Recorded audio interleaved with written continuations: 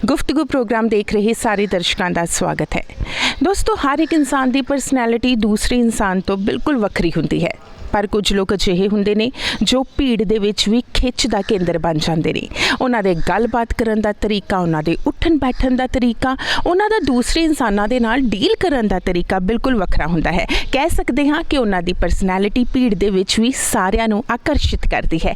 इसलिए अज दे समय विच personality development नूं खास तवज्जो दित्ती जाती है। असीं अपनी परसनैलिटी नूं किवें डिवेलप कर सकते हैं, किवें विकसित कर सकते हैं, इस दे बाबत ही अज असीं गुफ्तगू करन जा रहे हैं मैडम रसनीक दे नाल, जो आईलैट्स दे बच्चों नूं ट्रेनिंग दिंदे ने। मैडम, तुहाडा साडे प्रोग्राम दे विच बहुत बहुत स्वागत है। Thank you so much ma'am. सत श्री अकाल। सत श्री अकाल जी। मैम, सब तो पहलां तां ये दसो कि परसनैलिटी की हुंदी है, परसनैलिटी नूं तुसीं किवें परिभाषित करोगे? मेरे अकॉर्डिंग परसनैलिटी दी डेफिनेशन ये है कि असी अपने आप नूं किद्दां प्रेजेंट कर रहे हैं, किद्दां लोकां नाल गलबात कर रहे हैं। मतलब अदर दैन कि आपां अपने आप नूं किद्दां प्रेजेंट कर रहे हैं, मेरे अकॉर्डिंग अगर आपां अपने रिलेशनस नूं किद्दां निभा रहे हैं, असी लोकां दे नाल किन्ने क लॉयल हाँ, ये सारा कुछ मैटर करदा है एक personality they which. Apart from कि लोग सिर्फ परसनैलिटी नूं डिफाइन करते हैं कि कपड़े किद्दां पा रहे हैं या फिर चल फिर किद्दां रहे हैं। मेरे अकॉर्डिंग ये वाली गल्लां ते ओ वाली गल्लां सब कुछ मिला के एक अमलगमेशन है, ये सारा कुछ परसनैलिटी नूं डिफाइन करदा है। सो सब तो पहलां तां परसनैलिटी इंप्रूव करन लई मेरे अकॉर्डिंग पर्सन नूं मतलब एक ट्रुथफुल पर्सन होना चाहिए कि चाहे वो अपने रिलेशनशिप्स नूं निभा रहा है, चाहे वो अपने मतलब काम दे प्रति है, वो अगर ट्रुथफुल है तो ऑटोमैटिकली एक नैचुरल ब्यूटीफुल परसनैलिटी जिहड़ी निखर के बाहर आती है। ਜਦੋਂ ਵੀ ਆਪਾਂ ਕੋਈ ਕੰਮ ਦਿਲੋਂ ਕਰਦੇ ਹਾਂ, ਮਜਬੂਰੀ ਨਾਲ ਨਹੀਂ ਕਰਦੇ, ਤਾਂ ਫਿਰ ਉਹ ਸਾਡੇ ਆਟੋਮੈਟਿਕਲੀ ਗਲੋ ਆ ਜਾਂਦੀ ਹੈ। ਕੋਈ ਟੈਨਸ਼ਨ ਨਹੀਂ ਹੁੰਦੀ ਐਕਚੁਅਲੀ, ਸਾਨੂੰ ਆਪਾਂ ਇੰਟਰਸਟ ਨਾਲ ਕਰ ਰਹੇ ਹਾਂ। ਐਦਾਂ ਹੀ ਸਿਮਿਲਰਲੀ ਅਗਰ ਕੋਈ ਰਿਲੇਸ਼ਨਸ਼ਿਪਸ ਹੈ ਸਪੋਜ਼, ਤਾਂ ਉਹਦੇ ਵਿੱਚ ਅਗਰ ਅਸੀਂ ਕੁਛ ਨੈਗੇਟਿਵਿਟੀ ਦਿਖਾ ਰਹੇ ਹਾਂ, ਚਾਹੇ ਫਾਦਰ ਮਦਰ ਰਿਲੇਸ਼ਨ ਹੈ ਜਾਂ ਜੋ ਵੀ ਰਿਲੇਸ਼ਨ ਹੈ, ਹਰ ਰਿਲੇਸ਼ਨ 'ਚ ਅਗਰ ਕੋਈ ਨੈਗੇਟਿਵਿਟੀ ਹੈ, ਸਾਨੂੰ ਕੋਈ ਡਰ ਹੈ ਕਿ ਅਸੀਂ ਕੁਛ ਗਲਤ ਕੀਤਾ, ਤਾਂ ਆਟੋਮੈਟਿਕਲੀ ਉੱਥੇ ਪਰਸਨੈਲਿਟੀ ਦਾ ਜਿਹੜਾ ਲੈਵਲ ਹੈ ਉਹ डिक्रीज़ हो जाता है। मेरे अकॉर्डिंग ये मेन 2 एस्पैक्ट्स ऑफ परसनैलिटी हैं। उस तो बाद सैकेंडरी लैवल ते जिहड़ी परसनैलिटी आती है वो किद्दां ड्रैसअप कर रहे हैं, किद्दां आपां मीनस कि किद्दां ओकेजन दे अकॉर्डिंग अपने आप नूं मोल्ड कर रहे हैं। जिद्दां फॉर एग्जाम्पल अगर कोई मैरिज फंक्शन है तो फिर अकॉर्डिंगली केड़ा ड्रैस वेयर करना है या किवें है, या अगर कोई सिंपल आपां इंटरव्यू लई जा रहे हैं तो उत्थे आपां किद्दां दा इदां ड्रैसअप करिए कि जिद्दां कहंदा ना first impression is the last impression. तो of course your clothes also matter, like कि तुसी किद्दां दा ड्रैसअप कर रहे हो। तो मेरे अकॉर्डिंग प्राइमरी ते सैकेंडरी 2 लैवल्स हैं परसनैलिटी दे। मैम, जिवें कि साडे परिवार दा माहौल हो गया, साडे आले दुआले दे लोग हो गए, या साडी सोसाइटी दे विच की चल रहा है, कि इन्हां सारियां चीज़ां दा भी किसी इंसान दी परसनैलिटी उत्ते प्रभाव पैंदा है?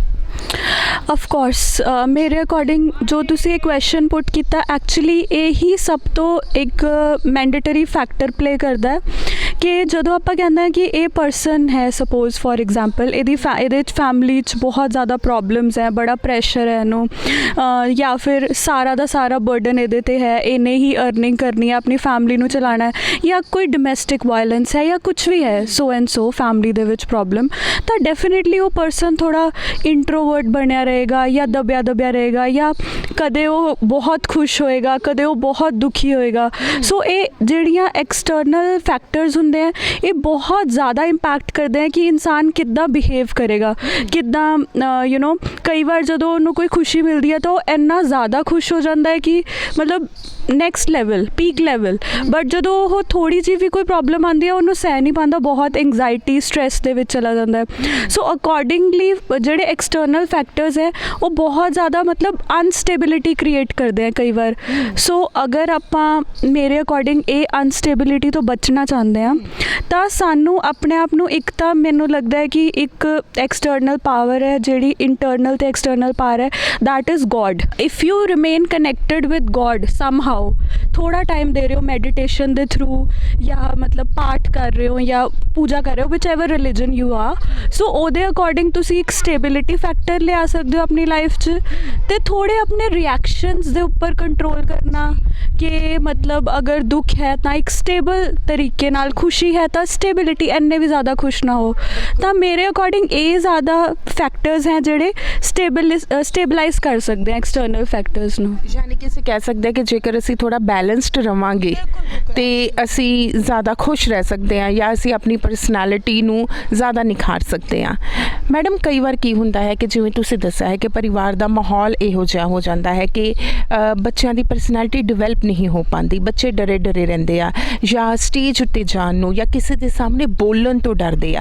ਅਜਿਹੇ ਲੋਕ ਜੋ ਆਪਣੇ ਆਪ ਨੂੰ ਕਦੀ ਐਕਸਪ੍ਰੈਸ ਨਹੀਂ ਕਰ ਪਾਏ ਪਰਿਵਾਰ ਦੇ ਮਾਹੌਲ ਕਾਰਨ ਜਾਂ ਕਿਸੇ ਵੀ ਕਾਰਨ, ਕੀ ਉਮਰ ਦੇ ਕਿਸੇ ਪੜਾਅ ਦੇ ਵਿੱਚ ਵੀ ਆ ਕੇ ਉਹ ਆਪਣੀ ਪਰਸਨੈਲਿਟੀ ਡਿਵੈਲਪ ਕਰ ਸਕਦੇ ਆ, ਇਸ ਡਰ ਤੋਂ ਬਾਹਰ ਨਿਕਲ ਸਕਦੇ ਆ? ਐਬਸੋਲੂਟਲੀ। ਮੇਰੇ ਅਕੋਰਡਿੰਗ ਕੋਈ ਵੀ ਸਟੇਜ ਹੋਏ ਲਾਈਫ ਦੀ, any change is possible because you know ਕਹਿੰਦੇ ਆ ਕਿ ਨਾ change is the law of life. ਮਤਲਬ ਹਰ ਮਿੰਟ 'ਤੇ, ਹਰ ਸੈਕਿੰਡ 'ਤੇ, ਹਰ ਦਿਨ, ਹਰ ਸਾਲ ਕੁਛ ਨਾ ਕੁਛ ਬਦਲਦਾ ਆਪਣੀ ਲਾਈਫ ਦੇ ਵਿੱਚ। ਸੋ ਅਗਰ ਕੋਈ ਆਪਣੀ ਪਰਸਨੈਲਿਟੀ ਨੂੰ ਡਿਵੈਲਪ ਕਰਨਾ ਚਾਹੁੰਦਾ ਹੈ ਜਾਂ ਕਿਸੇ ਪ੍ਰੋਬਲਮਸ ਕਰਕੇ ਨਹੀਂ ਡਿਵੈਲਪ ਕਰ ਪਾਇਆ ਤਾਂ ਉਹ ਕਿਸੇ ਵੀ ਟਾਈਮ ਕਰ ਸਕਦਾ ਹੈ। ਜਾਂ ਫਿਰ ਕਈ ਵਾਰ ਇੱਦਾਂ ਹੁੰਦਾ ਕਿ ਉਹ ਨੈਚੁਰਲ ਡਿਵੈਲਪਮੈਂਟ ਹੁੰਦੀ ਹੈ। ਫੋਰ ਐਗਜ਼ਾਮਪਲ, ਅਗਰ ਕੋਈ ਸਟੂਡੈਂਟ ਘਰੇ ਰਹਿ ਰਿਹਾ ਆਪਣੀ ਫੈਮਿਲੀ ਨਾਲ ਤੇ ਦੇਰ ਆਰ ਸਮ ਥਿੰਗਸ ਕਿ ਉਹਦੇ 'ਤੇ ਕੋਈ ਪ੍ਰੈਸ਼ਰ ਹੈ, ਇੰਡੀਪੈਂਡੈਂਸੀ ਨਹੀਂ ਹੈ ਜਾਂ ਵਾਟ ਐਵਰ।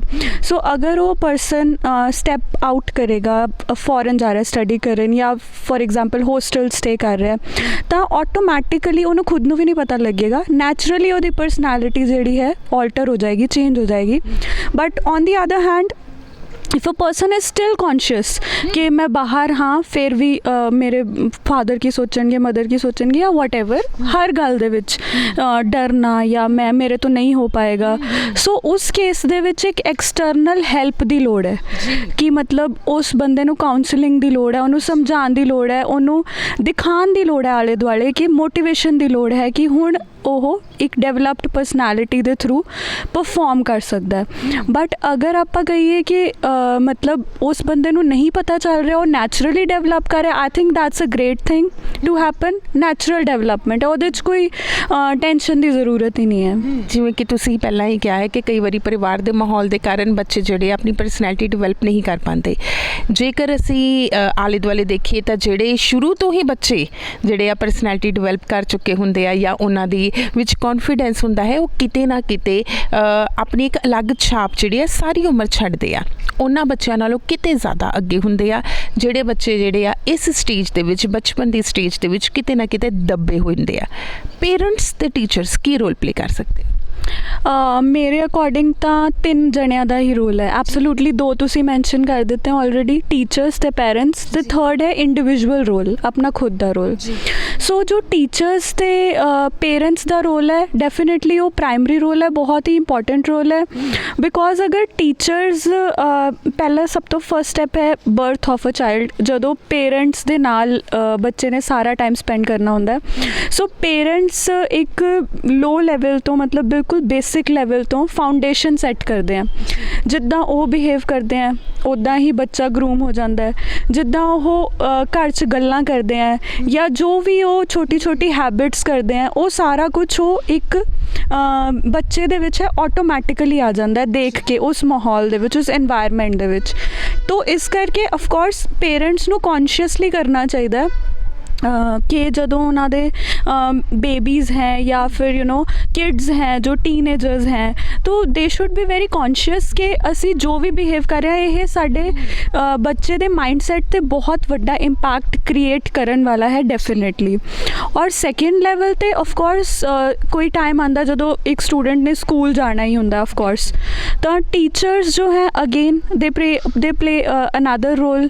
ਉਹਨਾਂ ਦਾ ਕੀ ਹੈ ਕਿ ਜੋ ਵੀ ਉਹ ਸਿਖਾਉਣਗੇ, ਜਿਸ ਤਰੀਕੇ ਨਾਲ ਉਹ ਮੋਟੀਵੇਸ਼ਨ ਦੇਣਗੇ, ਜਾਂ ਕਿਉਂਕਿ failure is a part of life.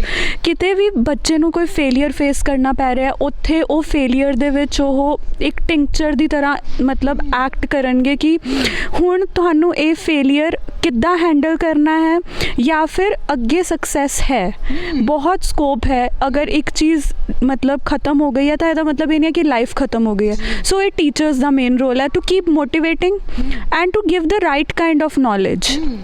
अगर कोई टीचर कुछ गलत पढ़ा रहे हैं, कुछ गलत समझा रहे हैं या फिर कुछ गलत गाइडेंस दे रहे हैं या मोटिवेट नहीं कर पा रहे, तो I think that teacher is not capable enough to for the students.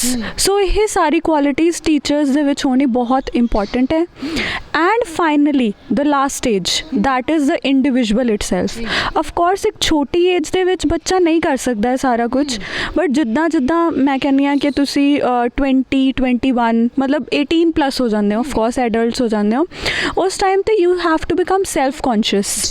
You must know कि मैं जो कर रही हाँ या मैं जो कर रहा हूँ वो गलत है या सही है, ਉਹਦਾ ਇੰਪੈਕਟ ਕੀ ਹੋਏਗਾ, ਫਿਊਚਰ 'ਤੇ ਕੀ ਇੰਪੈਕਟ ਹੋਏਗਾ। ਬਿਕੋਜ਼ ਕਈ ਐਡਲਟਸ ਇਸ ਪੁਆਇੰਟ ਆਫ ਟਾਈਮ 'ਤੇ ਆ ਕੇ ਕਰੀਅਰ ਨੂੰ ਲੈ ਕੇ ਥੋੜ੍ਹਾ ਇੰਬੈਲੈਂਸ ਹੋ ਜਾਂਦੇ ਹੈ, ਦੂਜੇ ਕੰਮ ਜ਼ਿਆਦਾ ਕਰਦੇ ਹੈ, ਕਰੀਅਰ ਬਾਰੇ ਘੱਟ ਸੋਚਦੇ ਹੈ।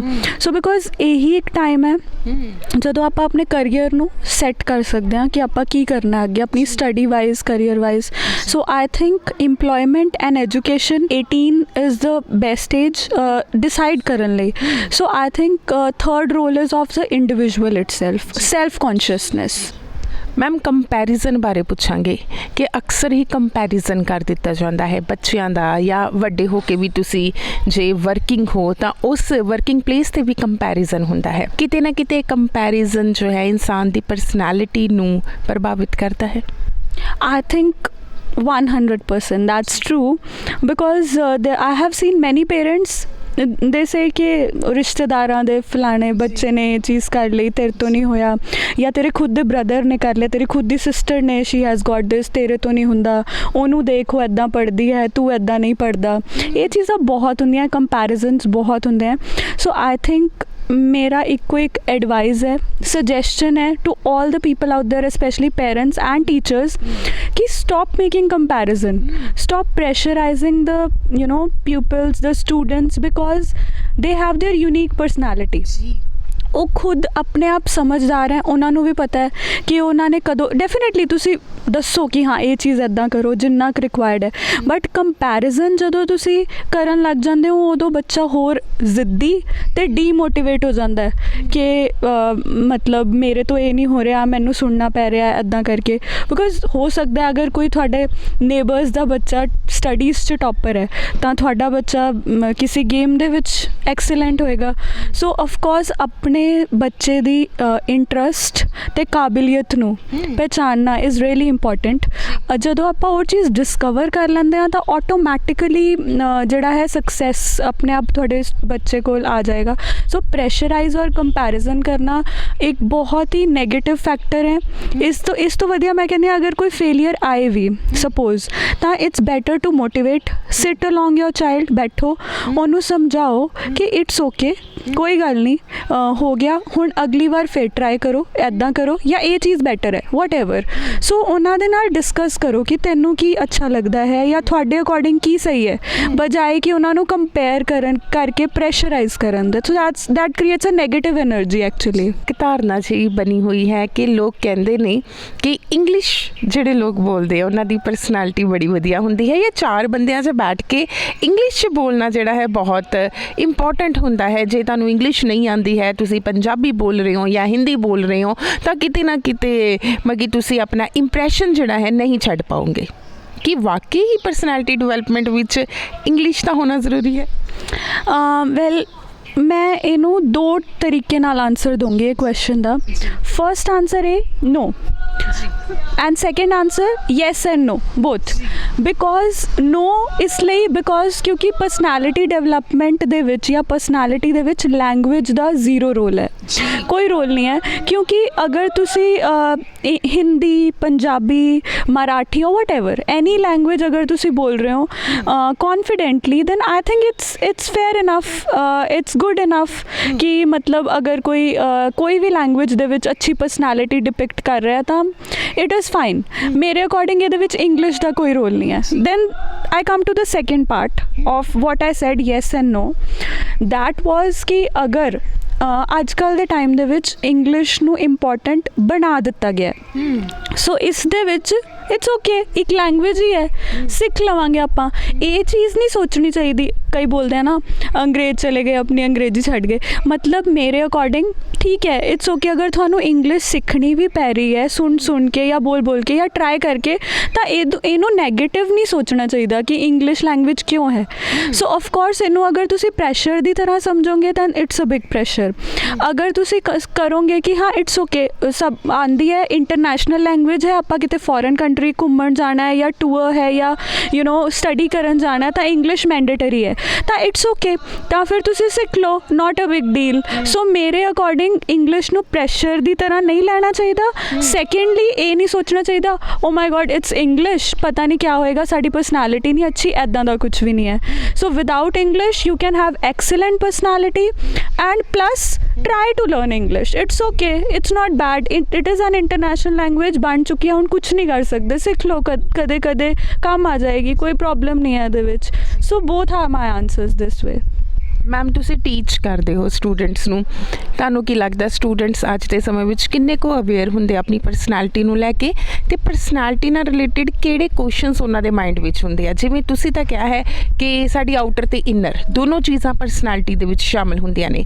ਪਰ ਜ਼ਿਆਦਾਤਰ ਲੋਕ ਪਰਸਨੈਲਿਟੀ ਸਮਝ ਲੈਂਦੇ ਆ ਕਿ ਵਧੀਆ ਕੱਪੜੇ ਪਾਣੇ ਜਾਂ ਤੁਸੀਂ ਵਧੀਆ ਗੱਡੀ 'ਚ ਆ ਰਹੇ ਹੋ ਜਾਂ ਵਧੀਆ ਤਰੀਕੇ ਨਾਲ ਬੈਠੇ ਹੋ ਇਹ ਪਰਸਨੈਲਿਟੀ ਹੈ ਬੱਚਿਆਂ ਦੀ ਇਸ ਪੂਰੇ ਅੱਜ ਦੇ ਸਿਨਾਰੀਓ ਦੇ ਵਿੱਚ ਬੱਚਿਆਂ ਦੀ ਕੀ ਰਾਏ ਹੈ ਉਹਨਾਂ ਦੀ ਕੀ ਥਿੰਕਿੰਗ ਹੈ ਓਕੇ ਸੋ ਮੋਡਰਨਾਈਜੇਸ਼ਨ ਦੇ ਵਿੱਚ according to me most people have this thinking only specially kids you are saying ਨਾ ਕਿ ਮਤਲਬ ਜਿੱਦਾਂ we are looking beautiful महंगे कपड़े branded clothes or non branded even but variety of clothes colorful clothes good shoes this causes this results in a good personality but I think this is a myth ਇਹ ਗਲਤ ਹੈ ਮੇਰੇ according ਅਗਰ ਤੁਸੀਂ ਅੱਛੀ personality ਨੂੰ ਮਤਲਬ ਕਿ ਗਰੂਮ ਕਰਨਾ ਚਾਹੁੰਦੇ ਹੋ ਕਿ ਇੱਕ ਅੱਛੀ ਪਰਸਨੈਲਿਟੀ ਹੋਏ ਸੀ ਫੋਰ ਐਗਜ਼ਾਮਪਲ ਅਗਰ ਆਪਾਂ IAS ਆਫਿਸਰਸ ਲੇਡੀਜ਼ ਨੂੰ ਦੇਖੀਏ ਜਾਂ ਯੂ ਨੋ ਅਗਰ ਉਹ ਕਿਸੇ ਓਕੇਜ਼ਨ 'ਤੇ ਵੀ ਜਾਂਦੀਆਂ ਅਗਰ simple sari and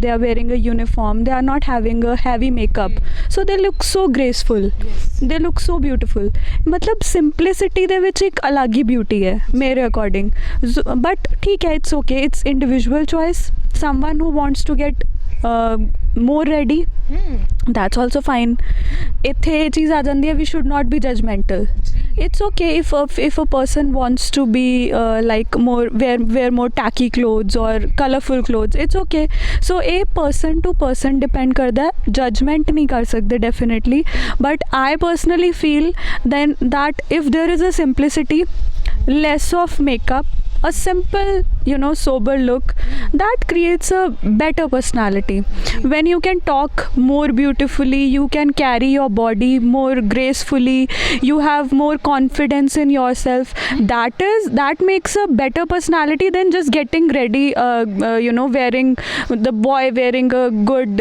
formal shirt with a tie and a girl wearing a beautiful dress with lots of makeup ਇਹਦੇ ਨਾਲੋਂ ਬੈਟਰ ਹੈ ਕਿ ਆਪਣੇ ਤੁਹਾਡੇ ਵਰਡਸ ਹੈ ਜਾਂ ਤੁਸੀਂ ਕਿੱਦਾਂ ਕੈਰੀ ਕਰ ਰਹੇ ਹੋ ਨੋ ਯੂਰ ਗੇਟ ਸੋ ਇਹ ਸਭ ਕੁਝ ਮੈਟਰ ਕਰਦਾ ਹੈ ਮੇਰੇ ਅਕੋਰਡਿੰਗ ਇਹ ਚੀਜ਼ਾਂ ਜ਼ਿਆਦਾ ਹੈਵੀ ਫਾਊਂਡੇਸ਼ਨ ਲੇ ਕਰਦੀਆਂ rather than your makeup and all getting ready that way ma'am ਅੱਜ ਦੇ ਟਾਈਮ ਦੇ ਵਿੱਚ ਇੱਕ ਟ੍ਰੈਂਡ ਹੈ ਕਿ ਰਿਲੇਸ਼ਨਸ ਲੋਕ ਬਣਾਉਂਦੇ ਆ ਬਹੁਤ ਛੋਟੀ ਉਮਰ ਦੇ ਵਿੱਚ ਬੱਚੇ ਵੀ ਰਿਲੇਸ਼ਨਸ ਬਣਾਉਣੇ ਸ਼ੁਰੂ ਕਰ ਦਿੰਦੇ ਆ ਅਤੇ ਬਹੁਤ ਵਾਰੀ ਅਜਿਹਾ ਹੁੰਦਾ ਹੈ ਕਿ ਇਹਨਾਂ ਰਿਲੇਸ਼ਨਸ ਦੇ ਵਿੱਚ ਬੱਚੇ ਜਿਹੜੇ ਆ ਖੁਸ਼ ਨਹੀਂ ਹੁੰਦੇ ਜਾਂ ਐਡਲਟਸ ਵੀ ਚੀਟਿੰਗ ਵੀ ਕਈ ਵਾਰੀ ਉਹਨਾਂ ਦੇ ਨਾਲ ਹੁੰਦੀ ਹੈ ਜਾਂ ਕਈ ਵਾਰੀ ਉਹਨਾਂ ਦੀ ਇਮੋਸ਼ਨਲ ਅਟੈਚਮੈਂਟ ਬਹੁਤ ਜ਼ਿਆਦਾ ਹੁੰਦੀ ਹੈ ਅਤੇ ਬਾਅਦ ਵਿੱਚ ਉਹ ਅਟੈਚਮੈਂਟ ਜਿਹੜੀ ਹੈ ਕਿਤੇ ਨਾ ਕਿਤੇ ਖਤਮ ਹੋਣੀ ਸ਼ੁਰੂ ਹੋ ਜਾਂਦੀ ਹੈ ਜਾਂ ਅਸੀਂ ਕਹਿ ਸਕਦੇ ਹਾਂ ਕਿ ਉਹ ਇੱਕ ਸਟਾਰਟਿੰਗ ਦੀ ਏਜ ਦਾ ਬਹੁਤ ਵਧੀਆ ਲੱਗਦਾ ਹੈ ਪਰ ਬਾਅਦ ਵਿੱਚ ਉਹਨਾਂ ਨੂੰ ਰਿਅਲਾਈਜ਼ ਹੋਣਾ ਸ਼ੁਰੂ ਹੋ ਜਾਂਦਾ ਹੈ ਅਤੇ ਇਹ ਸਾਰੀਆਂ ਚੀਜ਼ਾਂ ਬੱਚਿਆਂ ਨੂੰ ਐਡਲਟਸ ਨੂੰ ਕਿਤੇ ਨਾ ਕਿਤੇ ਤਣਾਅ ਵਿੱਚ ਲੈ ਕੇ ਜਾਂਦੀਆਂ ਨੇ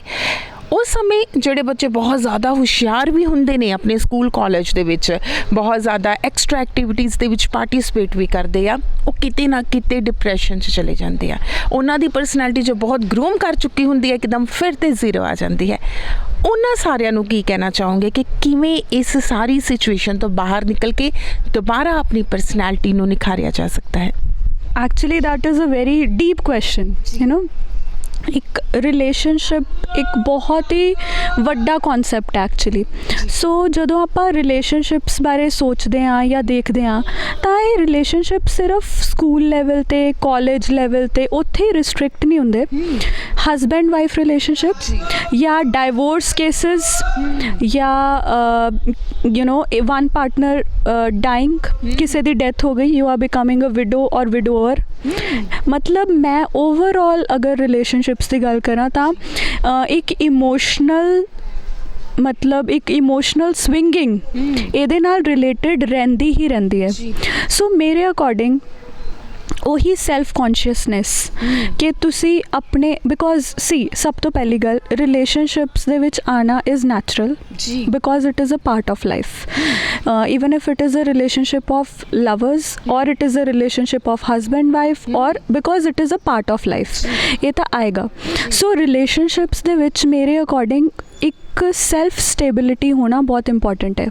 ਤੁਸੀਂ ਇੱਕ ਰਿਲੇਸ਼ਨਸ਼ਿਪ ਦੇ ਵਿੱਚ ਇੰਨੇ ਜ਼ਿਆਦਾ ਇਨਵੋਲਵ ਨਾ ਹੋ ਜਾਓ ਕਿ ਤੁਹਾਨੂੰ ਤੁਹਾਡਾ ਕਰੀਅਰ, ਤੁਹਾਡੀ ਹੈਲਥ ਔਰ ਤੁਹਾਡੇ ਡਿਊਟੀਜ਼, ਲਾਈਫ ਡਿਊਟੀਜ਼ ਉਹ ਭੁੱਲ ਜਾਣ।